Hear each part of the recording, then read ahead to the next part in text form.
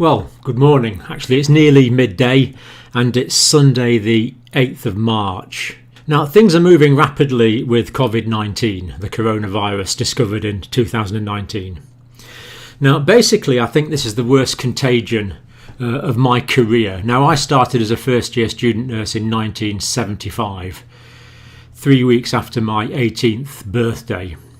And the only thing I can compare this with really is the outbreak of HIV, AIDS in the early 80s. When I first started learning about that was remarkably concerning, and my concerns have been largely borne out with that, although it could have been even worse. We didn't know in the early days.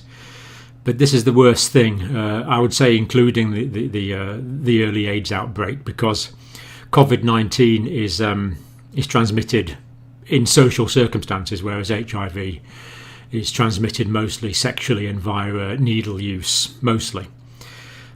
Basically, I think we're looking at the world's worst pandemic since the 1918-1919 pandemic. Now, this was caused by the H1N1 influenza virus. Now, that outbreak affected 27% of the world's population at the time. 500 million people were infected. It killed 200,000 people in my country. It killed 500 million people worldwide.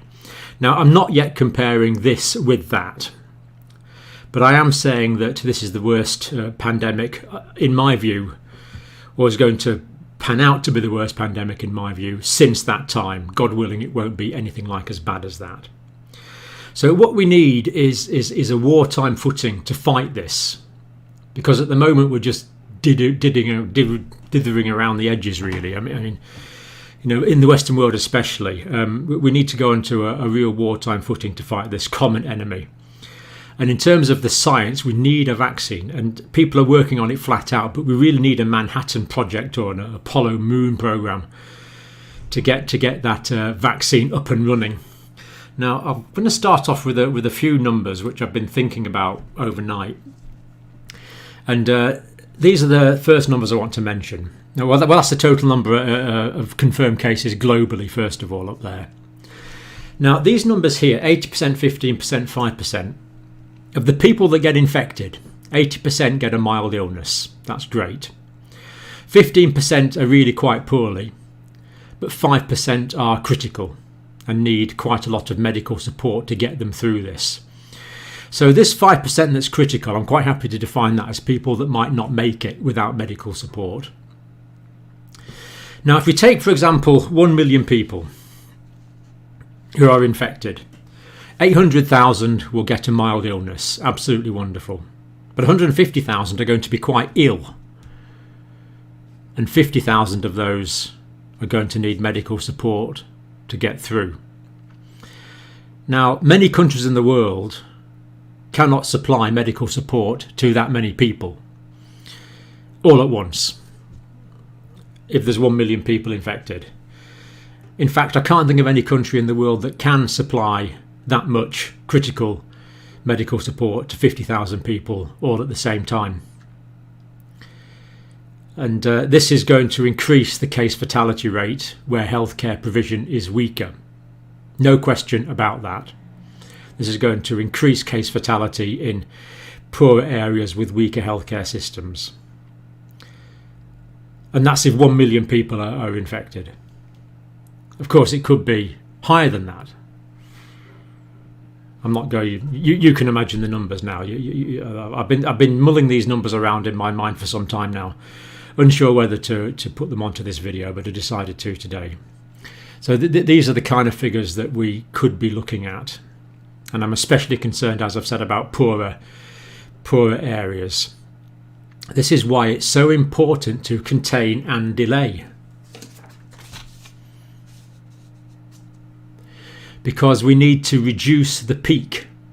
We don't want this epidemic to go straight up, lots of numbers all of a sudden, and then go down.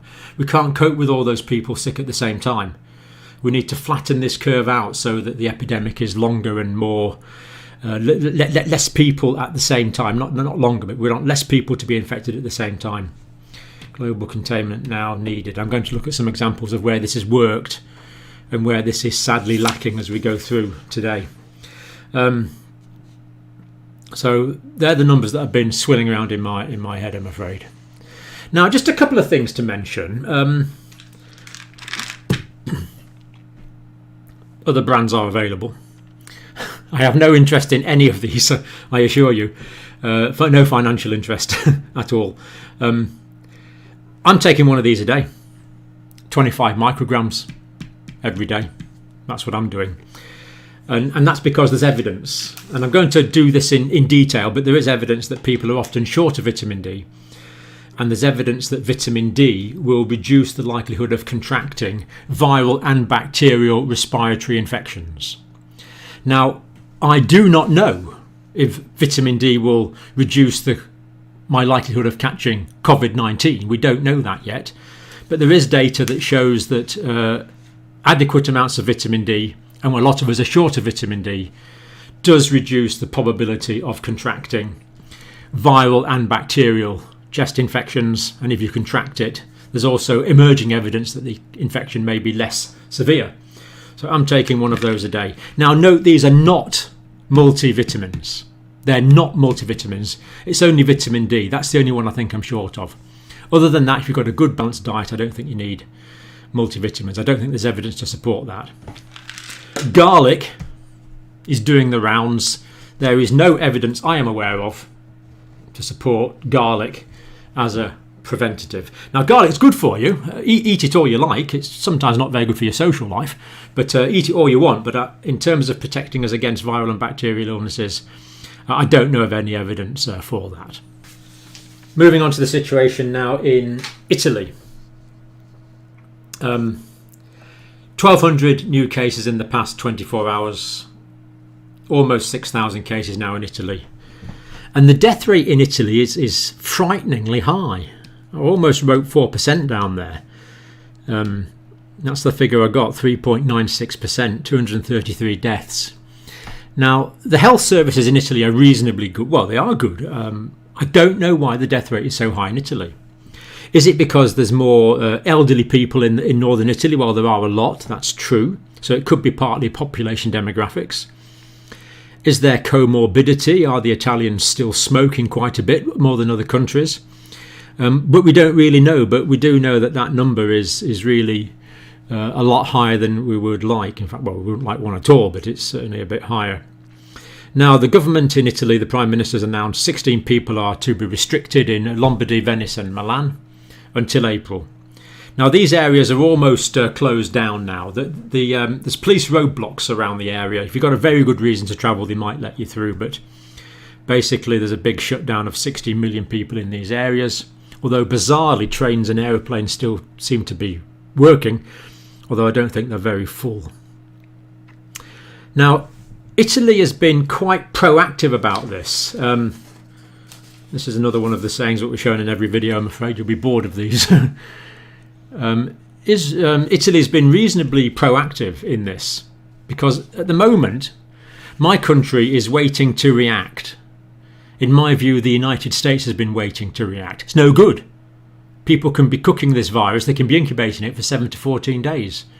We need proactivity. We need to be acting before the cases are confirmed. And to some extent, Italy did. Because they established red zones around these clusters on the 23rd of February. So remember what happens is, first of all, there's individual cases. Few individual cases. Then there's clusters. And then eventually there's community transmission. They're the three stages of this epidemic or any epidemic. Cases, individual cases, clusters, and then community transmission. So Italy were somewhat proactive there, but these red zones just shutting off areas of these regions in northern Italy didn't seem to be enough, so they've now shut them off altogether. So quite a dramatic move really for a European country. But I saw people on the news saying, oh, well, I live in the south of Italy, so I've just got an early train and rushed out down south before the cities, before the areas were closed off. Does that remind you of anywhere? People rushing out just before the deadline. It reminds me of Wuhan.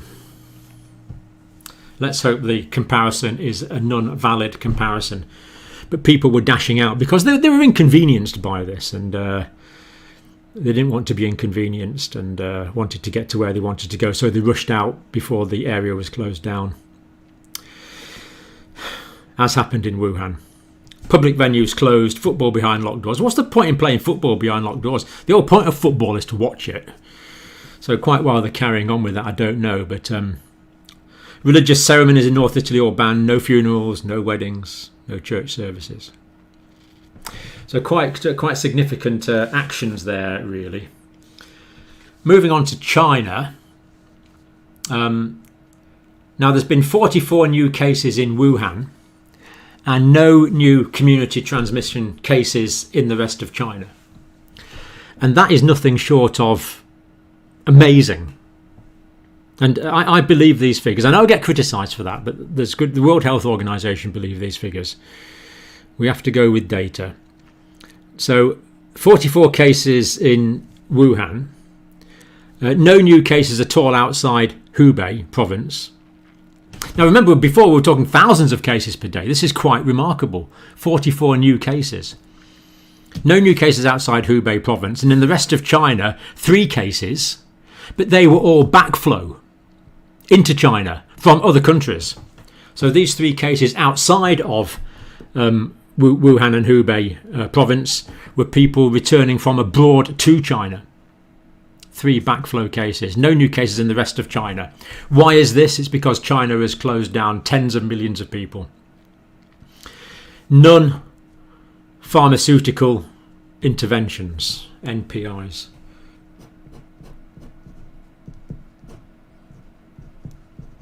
So, we haven't got a drug yet. We haven't got a vaccine yet. But the Chinese have got their cases down from many thousands to 44 with non-pharmaceutical interventions. This can be done. China has been an experiment on a massive scale. Completely botched it up at the start. Disastrous start. Suppressing doctors. Suppressing information. Complete disaster at the start.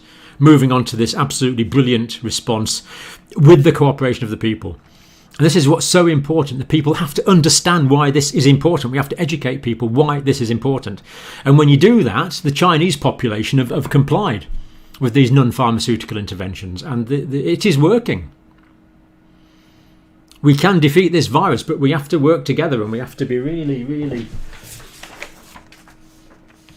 proactive. And at the moment, we're not being.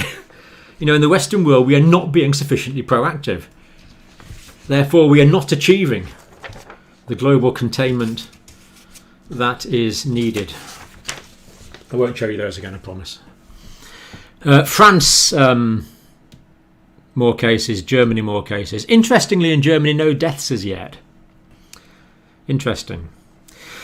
Now, the United States is getting its act together at long last on testing.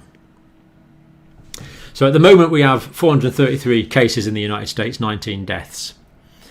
Now, given that the United States is now putting out, we believe, hundreds of thousands of tests, unfortunately there's no doubt in my mind that we're going to see masses of new cases diagnosed in the United States.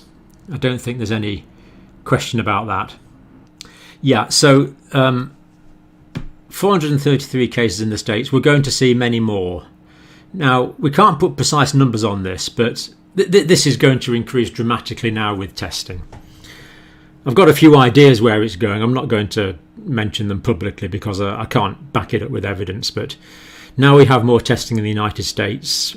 We are going to see many, many, many more cases confirmed positive. So Washington State, 100 cases with 16 deaths. 100 cases with 16 deaths. Now, many of these deaths were in this long-term sick care facility, underlining the importance of looking after vulnerable individuals. The Grand Princess is going to dock in Oakland. There's 21 positive cases on board and about 3,700 people on board. My concerns for that ship remain because the Grand Princess is the sister ship of that other princess ship from Japan, the Diamond Princess, wasn't it? So that's a concern. I'm concerned that people could be getting infected on that ship. Now, Washington DC this time, as opposed to Washington State. I don't know if it's one case or several cases, but a case or more have been confirmed after political meetings where 15,000 people attended. So that's concerning. Where are the people infected at these political meetings? And there's one case in Washington DC without an epidemiological link, indicating that there could be some community transmission there. So that's a concern. And once the American testing program really gets going next week, we should have much more information about that. Concerning to see Latin America, South America being affected. First death in Argentina. If there's a death, it probably means it's actually been there for a week or two, actually. Because very often people deteriorate in the second week of this, or even the third week after infection. So slightly concerning there about Argentina. Iran is still a completely... The figures from Iran are still grossly underreported. We know there's terrible things happening in Iran. South Korea, okay, more new cases, but slightly less than yesterday, giving just over 7,000 cases formally diagnosed in South Korea, with 50 deaths. But encouraging to see that the death rate there is way lower than the death rate of almost 4% that we're seeing in Italy. So what's causing the difference in the death rate between South Korea and Italy isn't quite clear. But encouraging to see a much lower death rate in South Korea, despite the condition has been spreading there for a few weeks now. Bethlehem in the Palestinian territories, 16 cases. That area is still very closed off, with educational establishments shut down. Now, my country, the UK, 209 cases. You know, I was just watching the news this morning, and there was this rugby at Twickenham, people throwing a ball about the place. And I don't know, there was the 50,000 people watching it, something like that, you know, all packed in this stadium, you know, come on. And there's this Cheltenham festival next week. You know, I conclude my country is not being proactive. I'm sure they'll cancel these things, these mass gathering events, once cases start popping up. But that's too late. I don't know. It's so frustrating. It just don't seem to. We don't seem to realise the need for this proactivity. People that are being symptomatic in my country, or even tested positive, are going into self-isolation and being monitored at home, which is the right thing to do as far as I can see. Australia, slow carrying on of cases there. Now, all these countries we've talked about here, Korea, the UK, Italy, we know these numbers are genuine now, so the data we're getting is definitely genuine. And it is being roughly consistent with the data we were getting out of China. So we are starting to get a better grip on the epidemiology of this virus now. This is massively concerning. 45 cases in Africa. Of course, there's going to be way more. They're just not doing much testing. And countries with poorer healthcare provision, the virus is going to spread, and the case fatality rate is potentially way higher. Bahrain, the 85 cases, the Grand Prix has been held behind closed doors. I suppose people will watch it on TV. But that's good in a sense, because watching it on TV, as long as it's not in a pub, is all right. So some degree of proactivity there from the authorities in Bahrain by making it a closed door Grand Prix. So basically, the bottom line is we are starting to see things increase like I feared they would back in January, actually. We are seeing an increase in global cases. My view is that many places are still not taking this with the seriousness it deserves. This is not just flu. This has got a much higher case fatality rate. It is a novel virus. We haven't been exposed to it before. And we need more proactivity than we have at the moment. Now, just to finish, this was a declaration made by me yesterday. Elbow bumps are friendly, welcoming, polite, correct, pragmatic, responsible, considerate and cool.